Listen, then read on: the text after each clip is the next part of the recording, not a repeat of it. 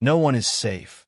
The rise of kidnapping, banditry, and the price Nigerians pay for survival. Nigeria, a land of strength, culture, destiny. But today, we live in a nation where fear has become a daily companion. A nation where parents pray every time their children step outside, where traveling from one state to another feels like entering a battlefield, where entire villages are sleeping with one eye open, because no one, absolutely no one, is safe anymore. My name is Bishop JIJI, and today, we are opening a chapter many leaders avoid, a truth many fear to speak, a story millions are living right now. Kidnapping, banditry, ransom, terror on highways, families tore apart, dreams buried in shallow graves, and a government struggling to take back control. But this documentary is not just information. This is a warning. This is a wake-up call. This is a cry for Nigeria's survival. As you watch, as you listen, I want you to share this video. Somebody in power, somebody in leadership, somebody with a voice needs to see what you are about to hear. Subscribe, like, and share right now, because the truth you're about to receive can save lives. Welcome to No One is Safe, the rise of kidnapping, banditry, and the price Nigerians pay for survival. A nation living in fear. How Nigeria became a hunting ground. Nigeria, a nation of over 200 million people, a land of incredible culture, resilient spirit, and divine destiny. But today, beneath the noise of our markets, beneath the traffic of our cities, beneath the smiles we force every morning, lies a quiet, suffocating fear. A fear that did not arrive suddenly. A fear that grew, slowly, silently, until it became the heartbeat of our daily lives. This is the story of how a nation once full of hope became a nation constantly looking over its shoulder. This is how Nigeria became a hunting ground, the slow descent into fear. There was a time when traveling from Lagos to Ibadan was a normal experience, when a journey from Abuja to Kaduna was as routine as going to work, when children could walk to school with confidence, when farmers could go to their fields without saying goodbye like they were heading to war. But things began to change. It started in the rural areas, places many ignored. Small villages attacked, farmers chased away, cattle stolen, people kidnapped. At first, Nigerians said, "Oh, it's happening far away. It's not near me. Government will handle it." But fear is like smoke. It starts in a corner, but it spreads until the whole house is filled. The kidnappers moved closer. The bandits grew bolder. Highways that once carried life became corridors of death. Schools became targets. Communities became war zones.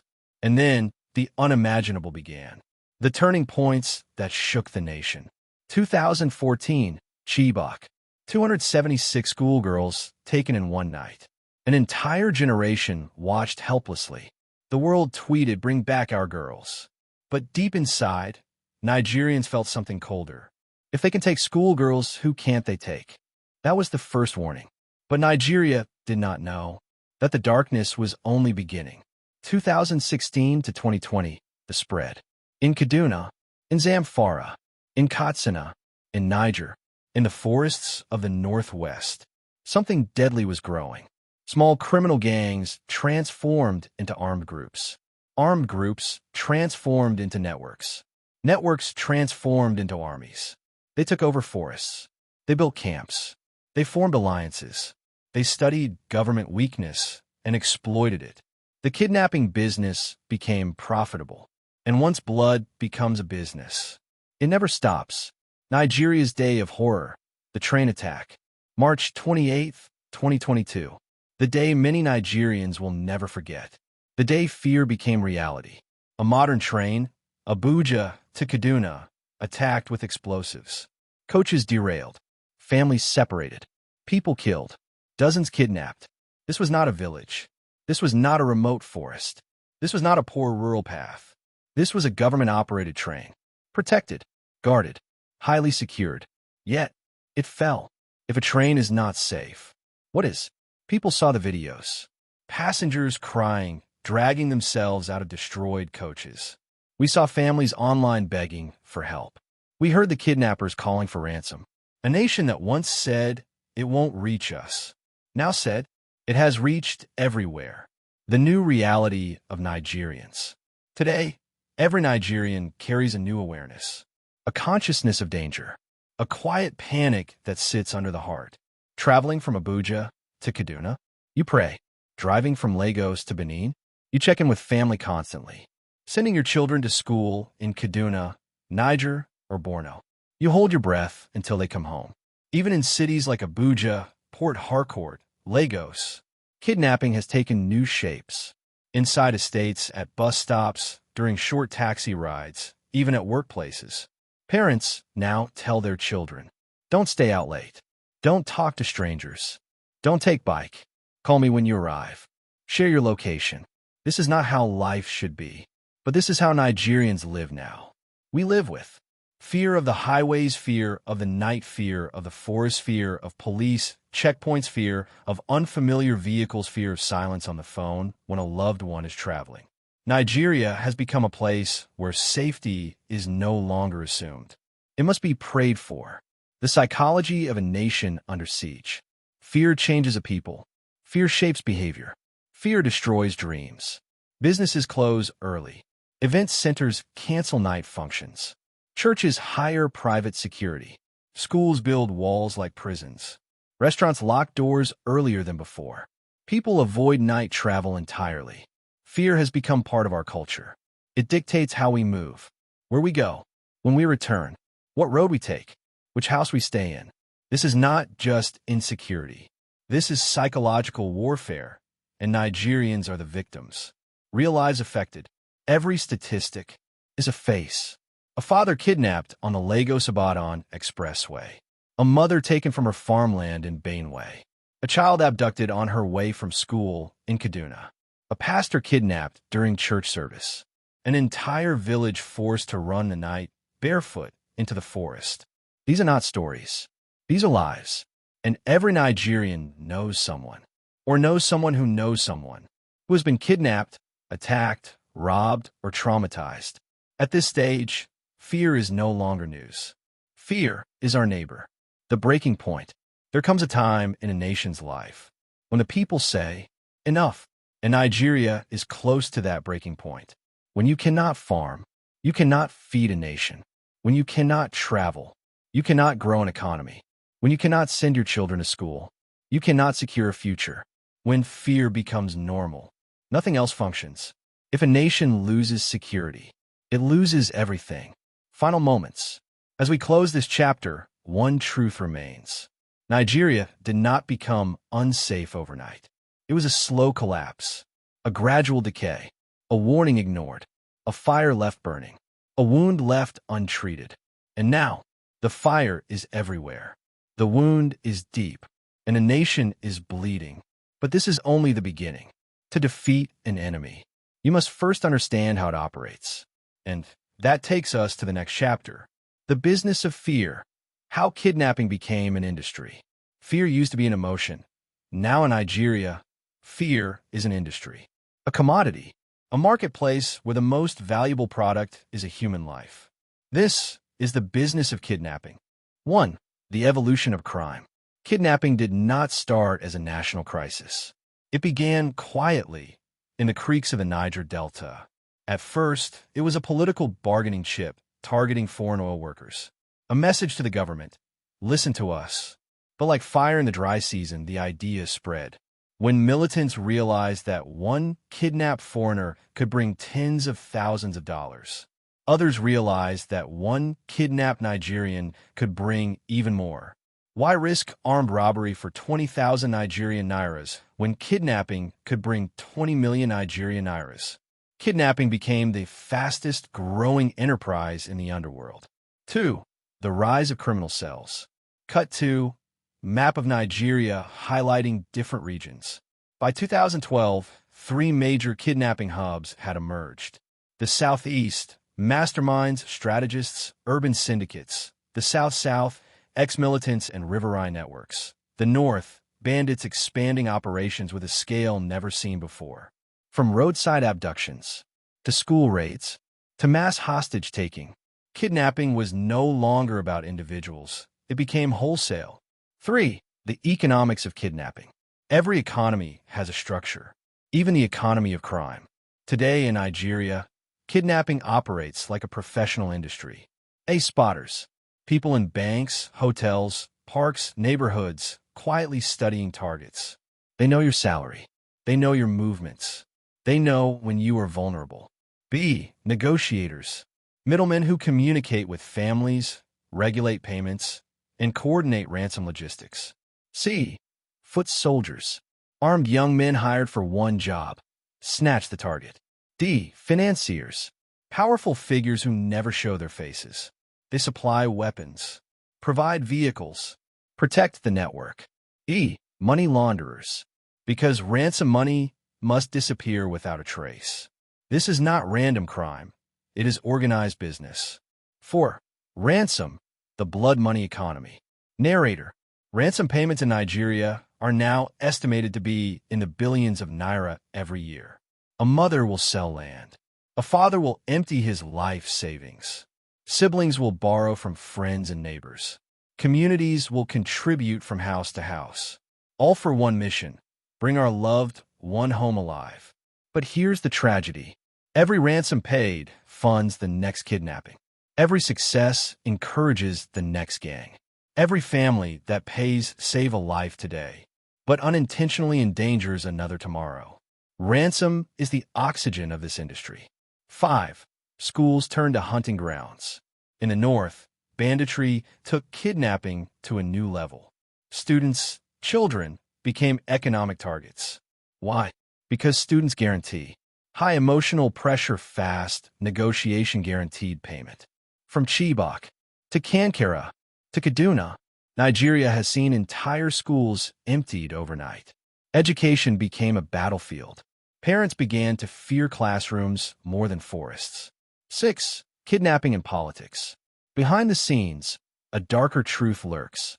Some criminal groups are allegedly funded by political interests. Elections create fertile soil for chaos, and insecurity becomes strategic. Where there is fear, people can be manipulated. Where there is instability, power can be negotiated. While citizens are crying, some powerful individuals are cashing in. This is not just crime, it is corruption with bullets. 7. The psychological warfare. Kidnapping does not only destroy bodies, it destroys minds. Families live in torment. Victims suffer long after release. Trauma, nightmares, paranoia. Communities lose trust. Strangers become enemies. Travel becomes a gamble. Even joy becomes suspicious. Fear spreads from one person to one family to one village until an entire nation becomes emotionally wounded. 8. Ending thought. Kidnapping in Nigeria is not random. It is not accidental. It is not temporary. It is a business model created, funded, and sustained by people who profit from fear. And until the economy of kidnapping collapses, the cycle continues. Banditry. The war Nigeria didn't know it was fighting. Nigeria is fighting a war without uniforms, a war without borders, a war where the enemy does not march. They melt into the forest. This is the story of banditry, a war Nigeria didn't declare, yet one we are forced to survive. 1. The forgotten forests. The northwest of Nigeria is covered with thousands of square kilometers of thick forest. The Rugu Forest, stretching across 4 states. The Kamuku Forest, untouched, unmapped. The Kiambana Forest, a natural fortress. For decades, these forests were empty, silent, ignored. But nature hates a vacuum. What the government neglected, criminals occupied. These forests became training camps, arms, storage hostage, prisons, operational headquarters. The perfect hideout for men who want no rules. 2. How banditry began. To understand banditry, we must go back to the beginning. It started with cattle rustling, stealing cows. At first, it was revenge between herders and farmers. It became organized. It became profitable. It became violent. Once guns entered the picture, the game changed. Young men who had never held power suddenly held AK-47s. Minor disputes turned into massacres. A small gang became an army. And soon, cattle rustling was not enough. Bandits discovered kidnapping. Kidnapping discovered ransom. And ransom discovered billions. The war exploded. 3. The anatomy of a bandit empire. Banditry is not random crime. It is an empire, a structure. A. The warlords. Every forest has a leader. Men feared by villagers, respected by foot, soldiers untouched by the law. They command hundreds, sometimes thousands. B. Foot soldiers. Most are boys between 13 and 25.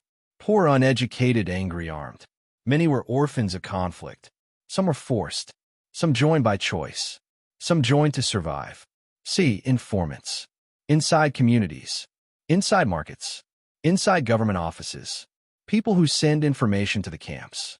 D. Arms suppliers. Traffickers who bring weapons from Libya, Niger, Chad, Cameroon. E. Negotiators. Professional ransom coordinators who never enter the forest. This is an entire ecosystem, fueled by poverty, corruption, and weapons. 4. Why banditry spreads so fast. Banditry spreads like a virus, and here's why. 1. Weak security presence. Villages are far. Roads are bad. Police are outnumbered. The military cannot be everywhere. 2. Poverty. When hunger becomes deadly, a gun becomes a source of income. 3. Corruption. Stolen funds. Mismanaged budgets. Payments made to bandits instead of fighting them. 4. Lack of consequences.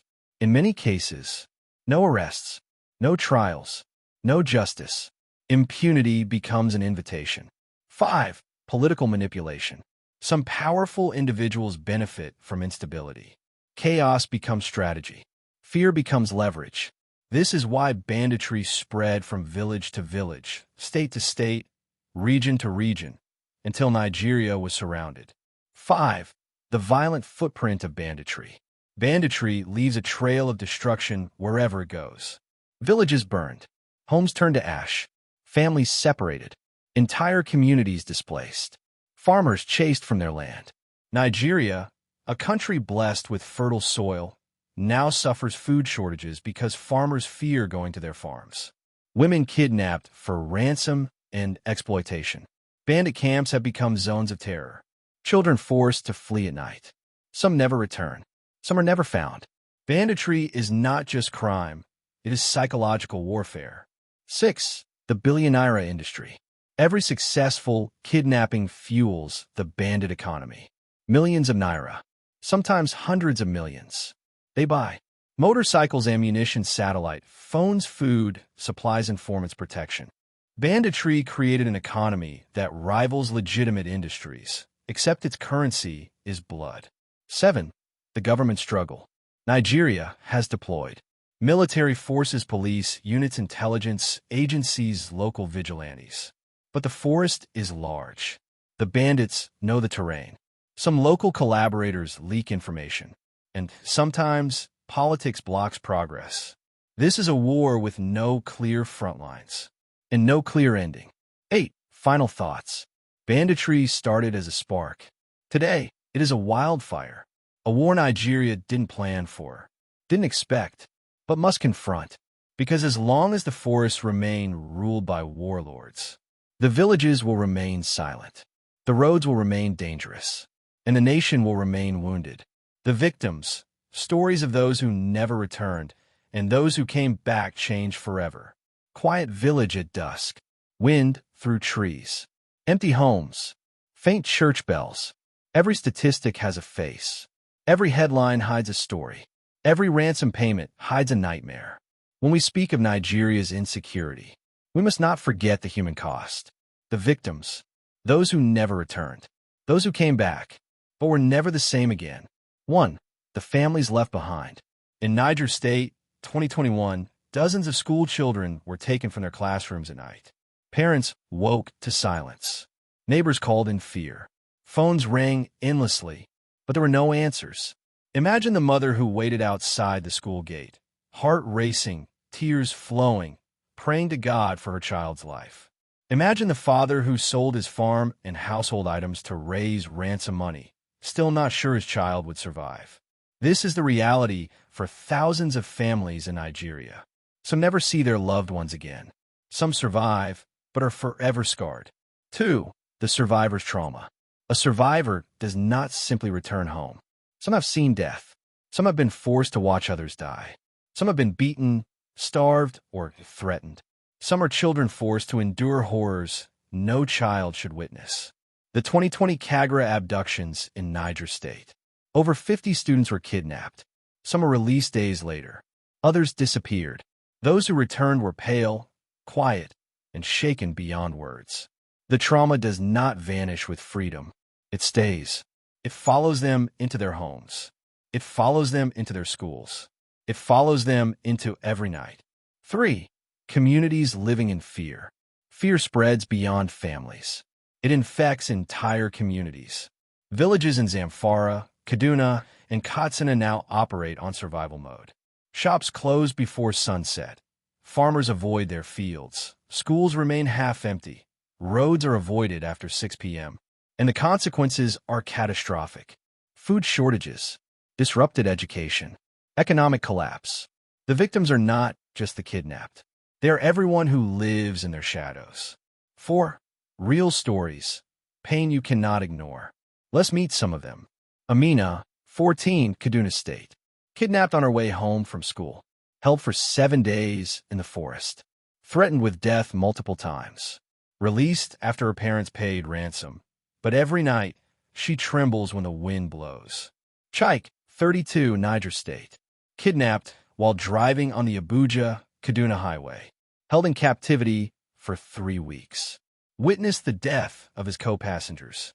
Returned home a shadow of himself. Cannot sleep without nightmares. Mrs. Ibrahim, Zamfara. Her entire village was raided. She watched homes burn. Neighbors killed. Children kidnapped.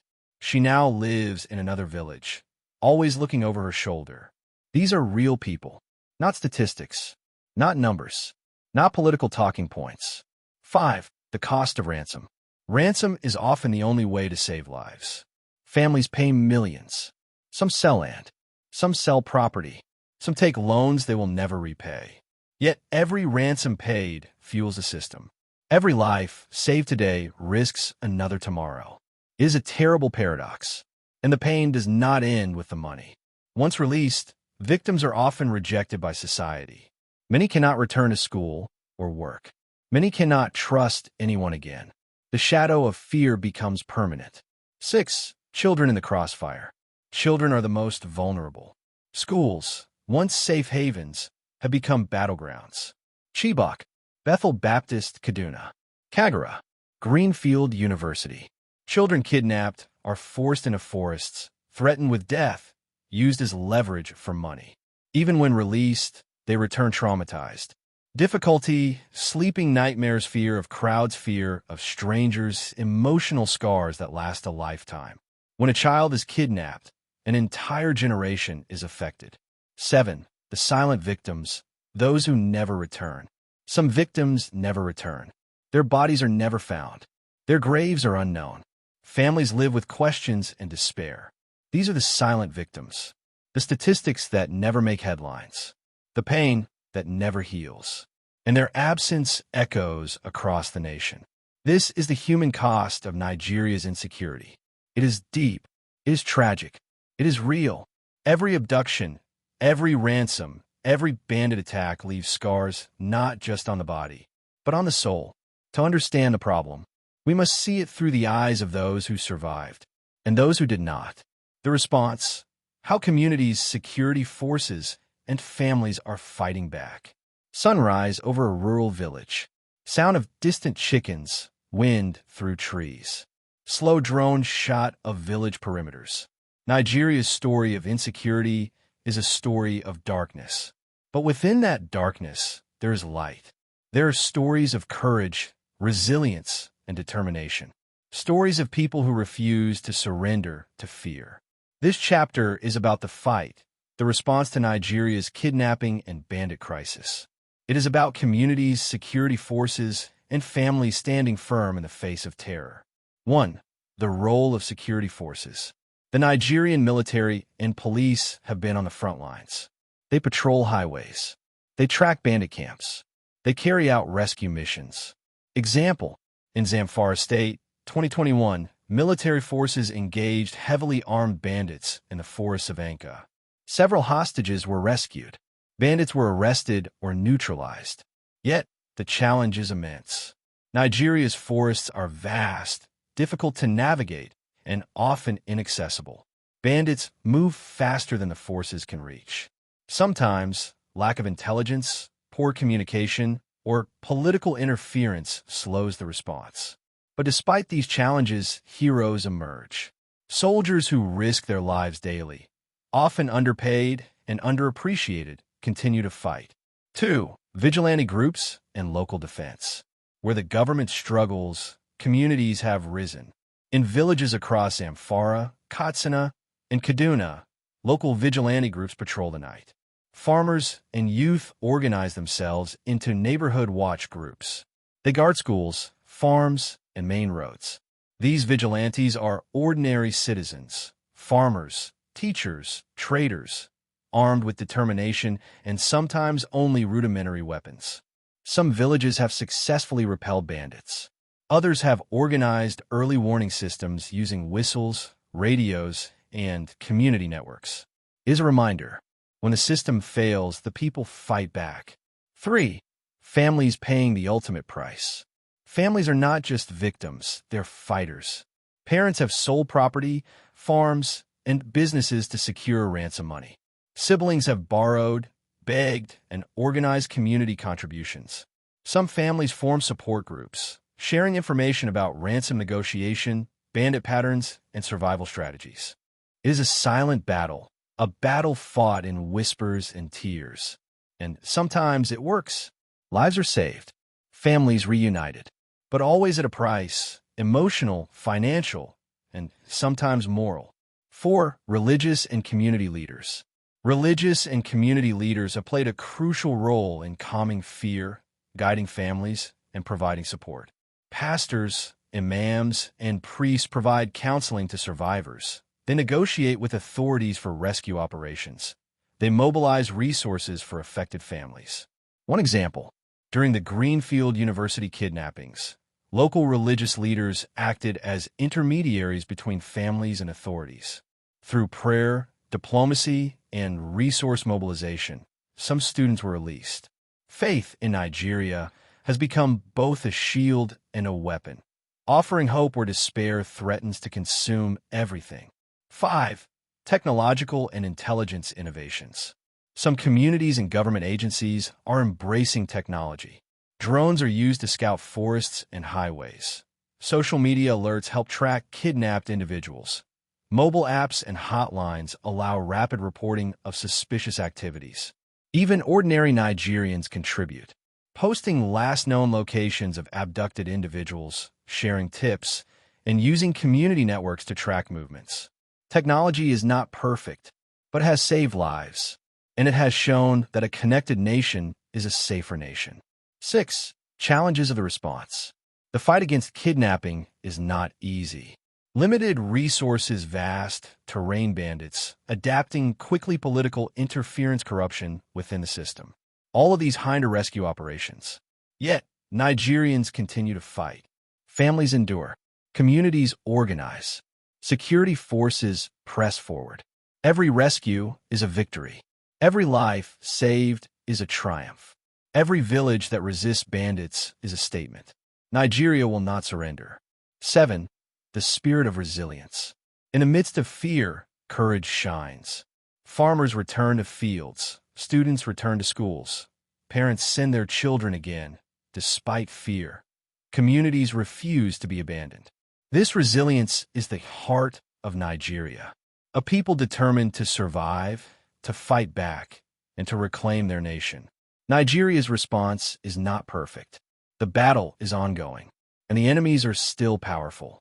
But in every rescue, every vigilante patrol, every prayer, and every act of courage, there is hope, and hope is stronger than fear. The future, what must change before Nigeria breaks? Sunrise over Nigerian cities, forests, and highways. Slow pan of farmers, students, and communities beginning their day. Nigeria is at a crossroads. A nation blessed with God-given resources, culture, and potential, but haunted by insecurity. We have seen the fear. We have seen the banditry. We have seen the victims and the resilience. Now we ask, what must change before Nigeria breaks? 1. The government must act with urgency. Security forces alone cannot win this war, but they are essential. Nigeria must invest in modern intelligence, drones, satellite surveillance, and tracking systems, rapid response units, trained, equipped, and fully empowered, coordination between police, military, and civil authorities. It is not enough to promise action. Action must be decisive, strategic, and relentless. The forests, highways, and villages cannot remain hunting grounds for criminals. 2. Community empowerment. Communities have shown remarkable resilience. Vigilante groups, neighborhood watch, early warning systems. These efforts must be supported, not criminalized. Training, equipment, and coordination with security forces can transform ordinary citizens into guardians of their own communities. When the people are empowered, bandits lose their advantage. 3. Cutting off the financial networks. Kidnapping is a business, and every business relies on money. To break the cycle, track ransom payments, freeze accounts linked to kidnappers, criminalize negotiators who profit illegally. Every naira paid is a seed for another kidnapping. To stop the cycle, the flow of money must end. 4.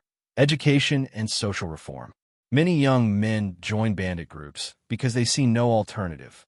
Education, opportunity, and hope are weapons against crime.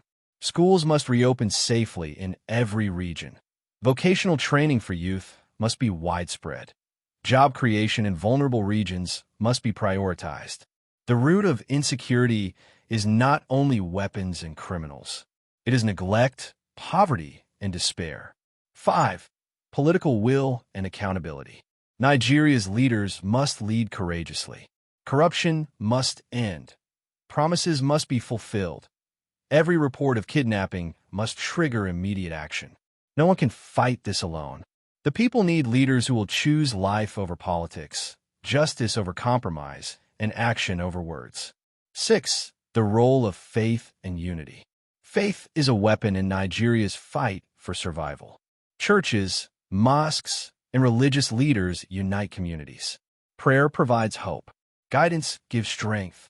Unity creates a force that no criminal network can break. Nigeria must remember, together, the nation is stronger than any fear. 7. Hope for the next generation. Despite the fear, trauma, and destruction, there is hope. Children are still returning to school. Farmers are still planting crops. Communities are still organizing patrols. Parents still hope for a safer Nigeria.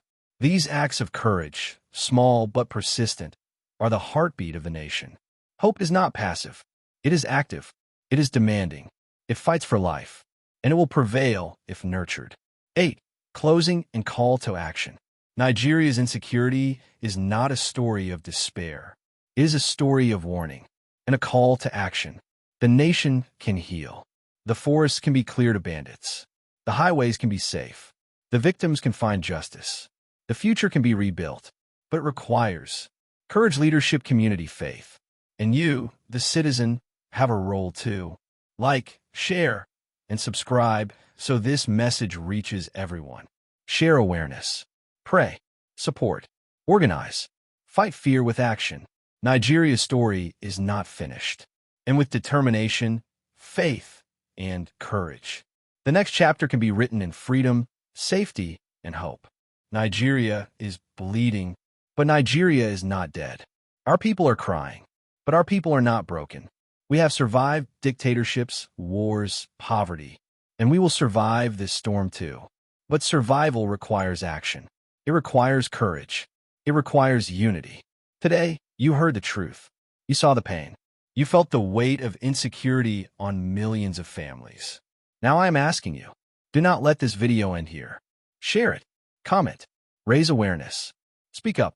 Your voice is stronger than you think. And to every Nigerian watching this, May God protect you. May God shield your family. May God preserve your destiny.